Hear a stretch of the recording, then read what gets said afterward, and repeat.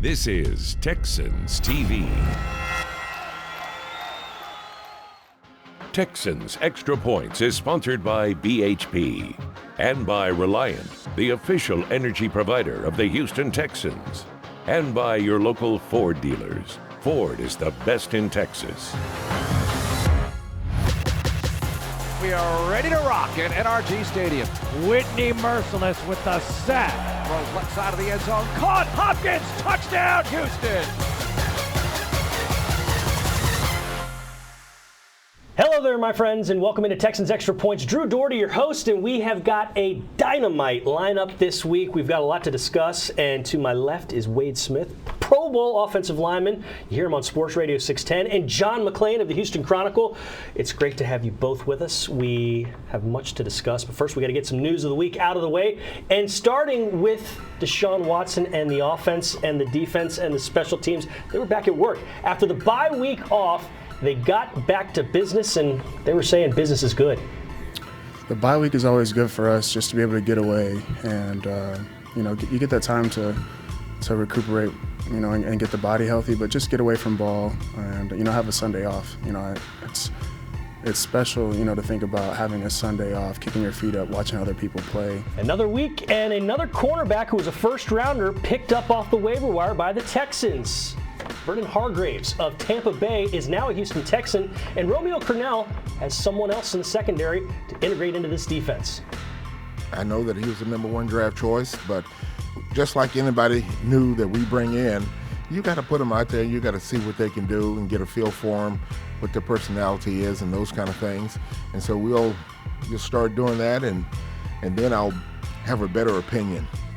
And how about this Baltimore Ravens offense? Lamar Jackson is doing things that we've not seen in the NFL in quite some time. The Texans say their hands will be full with the quarterback from Baltimore.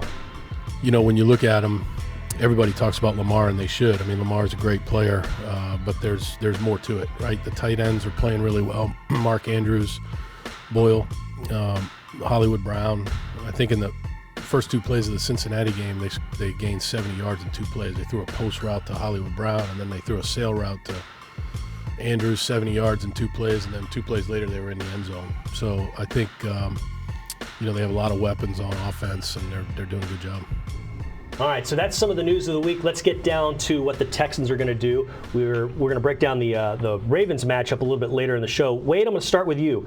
Why is Deshaun Watson, why is the offense looking different now than it did about a month and a half ago? I think the main thing is that Deshaun is doing a much better job of being a really good decision maker, getting the ball out of his hands quick when they're running the RPOs, it's a great thing they're running more RPOs because it puts defenses in the bind, but he's making the right decision, he's making them quickly, and so he's keeping them off balance. And so if he needs to give it, he gives it. If he pulls it and runs it himself, he's doing a good job of not getting hit, he's not taking any shots, but getting first downs and converting, and then he's finding receivers on all the different weapons that they have on offense. So he's doing a really good job. He brings up all the hits he was taking, and you had to change things because he was getting hit at an alarming rate early on in the season, John. It helps when they have their offensive line intact. They're 3-0 with the linemen they want. The best offensive line Texans ever had was when Wade was there, and they had Andre Johnson, and they had Arian Foster and Owen Daniels.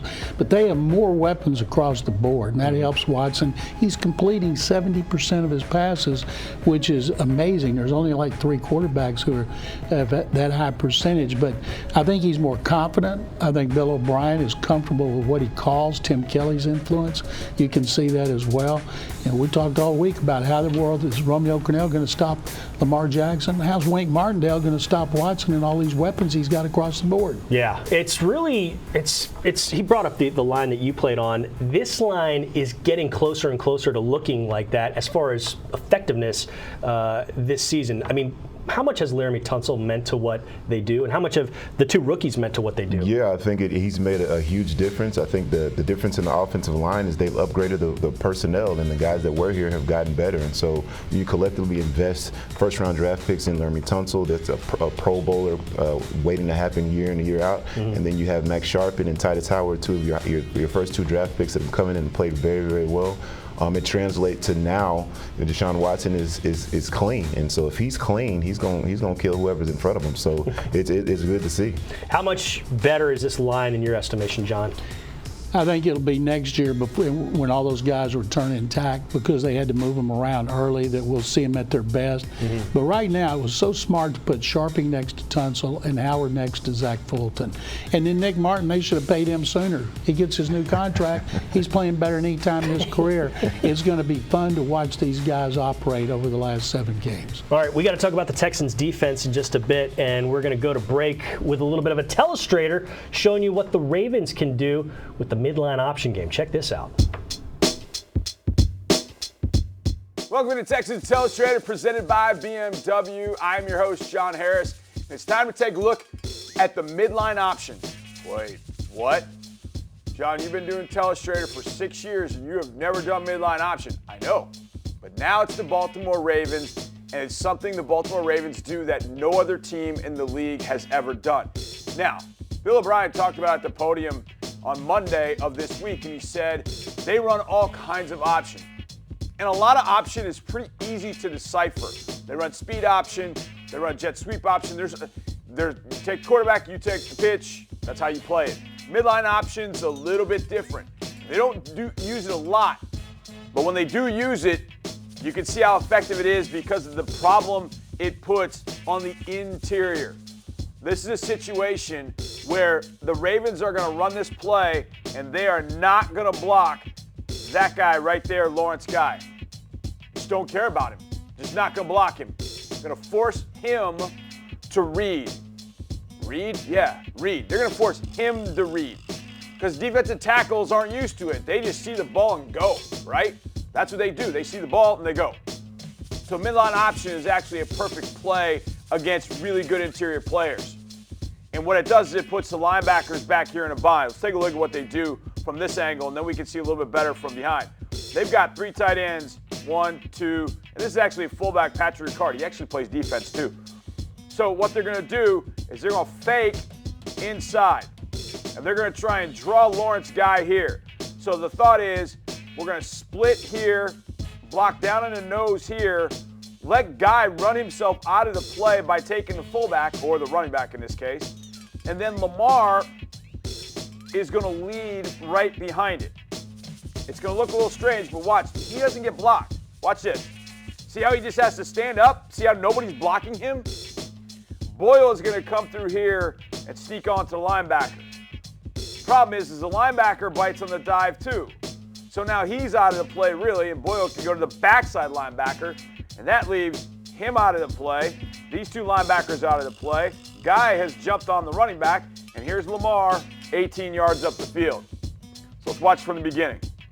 They get set, fake. You see Lawrence Guy, look, he doesn't know what to do. That's why this play is so great. Look, he doesn't know what to do. Watch him. He's like, what do I do? Oh, no. That's a tough play on a defensive lineman in the NFL. They don't see this ever. So they don't know how to react. And because they don't know how to react, that gives Lamar this lane. Look, that's what you got to avoid. Take a look at it from the other view, and you can see what this midline option does from the inside. And when you see it, you're like, whoa, how did he get such a big hole? Well, you can see, watch. Yonda, Skur on the nose. Zeus is going to bump off outside. Read him. He's going out here. Boyle inside. He's going to take a linebacker, but the linebacker jumps in here. So he goes to the backside linebacker, and Lamar follows up here. See the read. Patriots all in here. Boyle's going to help on that. And that's Lamar Jackson with 4.3 speed with the ball up the field. You don't see this ever. That right there, run by Lamar Jackson and Ravens offense, is going to be a problem. The Texans have got to play this in a smart way. If that defensive lineman is unblocked, then they got to decide, does he go straight to the quarterback or does he go to the dive? The linebacker's got to take it. They got to play it responsibility football anytime there's an option, whether it's midline, speed option, jet option, whatever. They've got to play responsibility football. The Patriots did not do that, and they got burned. The Texans cannot.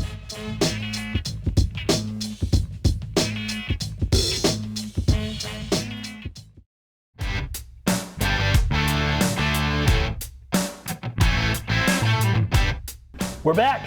This is Texans Extra Points, and we got a next-gen stat for all you next-gen stats lovers, powered by AWS. The Texans' defense is second in the NFL. They've only allowed 3 rushing touchdowns this year. They've been excellent at making a lot of offenses one-dimensional. And guys, they got to keep doing that, because what does this Ravens team do? They run the ball well. We're going to get into that in just a second. But a new-look secondary, you got to say, hey, with Vernon Hargreaves, with Garyon Conley, with Bradley Roby whenever he does come back, and it looks like it's going to be soon, these guys have really invested a lot of high draft picks. You also have Lonnie Johnson in there in the cornerback position. What do you think about the moves they've made thus far there? Yeah, you just rattled off 4 first-round draft picks that are on the roster that weren't here a year ago. And so if you can figure out ways through, whether it's through trades or whether it's through picking up people off of the waivers to increase the talent level, especially at that position, it's going to pay dividends for the organization. And you've seen what Garyon Conley has done so far since he's got here. He's made some big plays and helped win some ball games. And so hopefully you get the same thing out of Hargreaves. And of course you get Bradley Roby back. He was playing very, very well before he got injured. So hopefully he comes back, and same with Lonnie Johnson. You got a lot of talent back there in the defensive backfield. John, does that surprise you a little bit, the aggressiveness of this front office that we've seen over the last 4 or 5 months? Trader Bill? No. They were going back to August 31st when Trader Bill made all those deals. Nothing surprises me. All these corners they've gotten were not wanted by their previous teams. That's got to be motivating for players. And they find a way to use them, like Conley with 2 strips in the last 2 games, and Hargreaves not wanted by the Bucs. And I'm sure he's going to come in with a big chip on his shoulder. I don't think Bradley Roby will be back for this game, but I bet you they work Hargreaves in a few plays. I can't wait to see how these guys mesh over the rest of the season. Yeah, especially when they're at full strength, and it's going to be fun to see what Hargreaves does a little bit later in the season when he gets to play his old teammates in Tampa Bay. So DJ Reader switching down to the inside. You and I were talking about it off air. It looks like he's having a Pro Bowl type season. Whether he gets in, that's a lot of popularity sometimes. But DJ Reader, you had to block guys on the inside. What's he doing? Why is he so formidable? Well, the fact of the matter is he has a very, very low base. He's very strong, very powerful. He's able to read blocks very well. He's well coached. Anthony Weaver does a great job with their defensive line. It's DJ Reader and the Lunch Pail crew. Those guys do a great job of stopping the run. That's the reason why that next-gen stat is what it is. You're only giving up 3 touchdowns all year, and it's going to take a big-time performance out of them to slow down the Baltimore Ravens in their run game. It's been fun to see Reader, too, stay on the field a little bit more on third downs, too. He's kind of developed as a pass rusher in some sense. They've used him as a 3 technique. Sometimes they moved him as a 5 technique because Romeo Crennel has confidence in him, but also because they don't have any other pass rushers on the front line since JJ's gone. But I hope DJ, it's the last year of his contract. They've been talking to him about that contract, and the longer they wait, the price of doing business just keeps going up. He's the key to that great run defense, averaging 84.1 yards a game. All right, let's stick with something you just said, John. The pass rush without J.J. Watt. How do you compensate, and what do you see them doing here down the stretch without a J.J. Watt? Well, I was amazed they were able to get the pressure on Gardner Minshew in London like they did. I thought they'd have no pass rush without him because they've struggled to get to the quarterback all year, even when J.J. was healthy. But they did it because they were disciplined, they were well coached. As Wade mentioned about Anthony Weaver, who coaches the pass rush, and Romeo had a lot of great calls, but they did a good job against Minshew, but you can dial that up about 5 times with Jackson, and I can't wait to see what kind of plan they come up with and then whether they can bring him down. Yeah, Romeo Crennel's creativity is going to be at a premium here now. It is. He's going to have to figure out a way to slow those guys down. The good thing about it, John just mentioned the Jacksonville game and how disciplined the players were in their rush. They're going to have to be that much more disciplined against the Baltimore Ravens because they're so multiple and they're so explosive and they're so dynamic and there's so much creativity in what they do. You have to be disciplined in what you do in order to slow them down and stop it. But Romeo's been throughout so many battles in his career, and he's seen pretty much it all. And so it's good to have him on your side when we're trying to figure out a way to stop the Ravens. All right, time for some Texans trivia. Quiet, you two. Don't give away the answer. I know y'all both know, and you're a part of 2 of these teams. But how many AFC South titles have the Texans won? We'll have the answer a little bit later on in Texans Extra Points. Stick with us.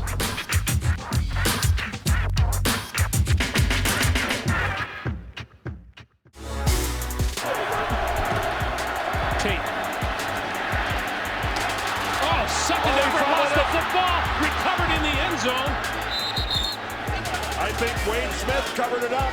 Touchdown.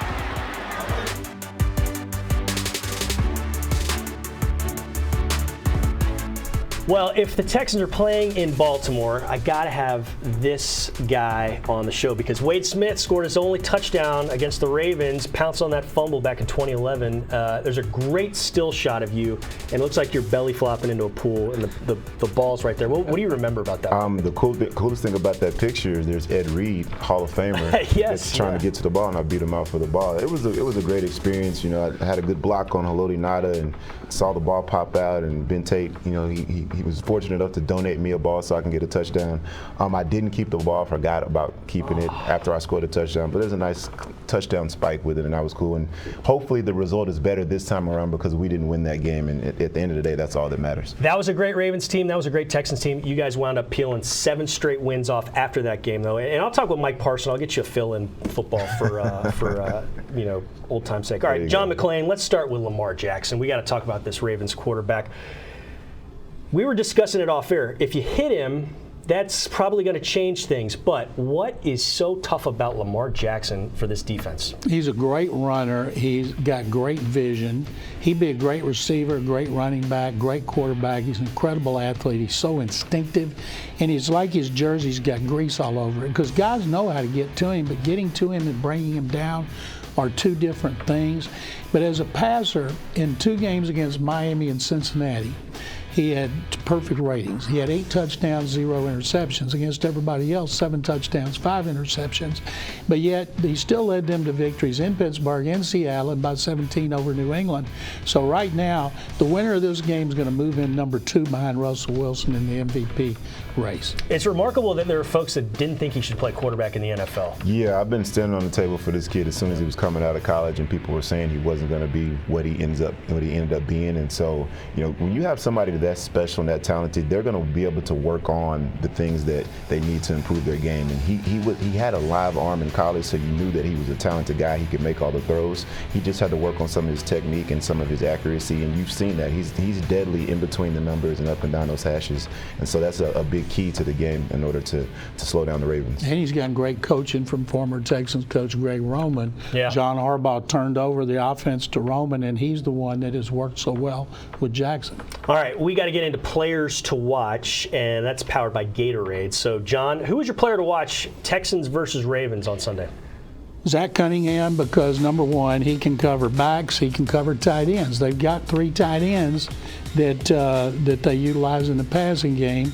Plus, he's instrumental in the running game as well. And nobody's as fast as Lamar Jackson on their defense, but he's got to play a huge role in that run defense containing Jackson. Yeah, Wade just looked at me like, hey, he took mine. But that's okay because Zach Cunningham was my first pick as well. Okay. Tell me why Zach Cunningham is your pick. Well, I was going to switch to somebody else. Don't switch. Okay, well, Zach Cunningham, I look at him like this. He's going to have to spy Lamar Jackson throughout the game. And so he's a good enough athlete, I feel like, that he can slow him down and make those plays in open field. And also, I think turnover is going to be necessary. And Zach Cunningham's the type of guy that can get his hand on the ball, get a deflection, or jump up and intercept the ball. Because like I said, Lamar Jackson loves to throw the ball down those hashes. And so I think he's the absolute key to the Texans coming out with a W. He was my first pick too, but I'm going to throw the change up in here. I'll go with Whitney Merciless. I think you got to find a way to get to the quarterback. You got to find a way to affect him when he is throwing, and I think Whitney can do that. And if he's not doing it, at least he's going to draw some attention away from some of these guys, lunch pail crew, maybe on the other side, maybe some of the inside linebackers shooting gaps and doing what they do. So we got 2 for Cunningham, really 2.5 because I would have gone with him also. I think it's a brilliant choice by y'all. I'll go with Merciless as well, and we're going to go to break. Stick with us. This is Texans Extra Points.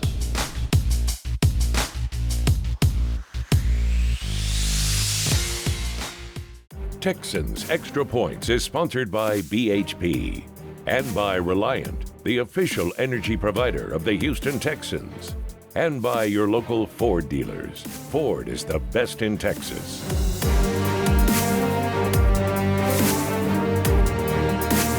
Welcome back to the Ford Studios. Time for the answer to the trivia question. How many AFC South titles. Did the Texans win, or have the Texans won? They've got 5 of them. 2 of them came when Wade was on the squad, 2011, 2012, but 5 in total. All right, Wade Smith, John McClain, it's time for FCCU keys to the game. 2 keys. What are yours? What do the Texans have to do to unlock victory? First of all, they need to get off to a faster start. One team, Washington, has scored fewer points in the first quarter than the Texans have. One team, New England, has scored more points in the first quarter than the Ravens have. Ravens play from ahead, Texans play from behind. They've been atrocious. And the other one's what we would all say is you can't turn it over on the road. Yeah. It's remarkable. They're averaging 26 points a game, which is pretty darn good, but they don't score early or haven't scored early. Maybe they can turn that around as we head into the final 7 of the season. How about your 2 FCCU keys to the game? I think the first thing, defensively, the Texans are going to have to slow down the Ravens' run game. They're averaging over 190 yards a game. If they can hold that number to 130 or lower as a team, I think that's going to be a huge key to victory. And then the second thing is they have to win the turnover battle. Yeah. I mean, I don't want them to just break even. They got to win that turnover battle. They got to force Lamar Jackson to either throw them 1 or 2 or force a fumble. I think that's key, absolutely, for them to win the ball game. I think we got to see a couple of those just boa constrictor drives where they go 12, 13, 14 plays, burn half a quarter off the clock. Do about 2 of them in this game and keep that offense off the field. Now, if you do that in every game you're going to win, it's not the key to beating these guys, but do it in this one. And then I'll go back to my old standby, special teams. Let's see a big play there, whether it's a block punt, whether it's a long field goal in a crucial situation by Kaimi Fairbairn. Let's have a big play on special teams from the Texans, and I think they're walking out of Baltimore with the first road victory against the Ravens that they've ever had. They've never won in Baltimore. They only beat them in 12, and they only beat them in 14 when Case Keenum came out of the deer blind and Arian Foster threw a touchdown. Cincinnati controlled the ball for almost 37 minutes, only got beat 49-13 because they scored 2 defensive touchdowns. Yes. You cannot let them score defensive touchdowns. Very good touche by you. Yeah, that's a very key point. All right, well, John, Wade, thanks so much for coming on. Let's do this again real soon. Thank you, good? For sure. And we think you should do it again real soon next Saturday night. Sound good? All right, have a good one, and go Texans.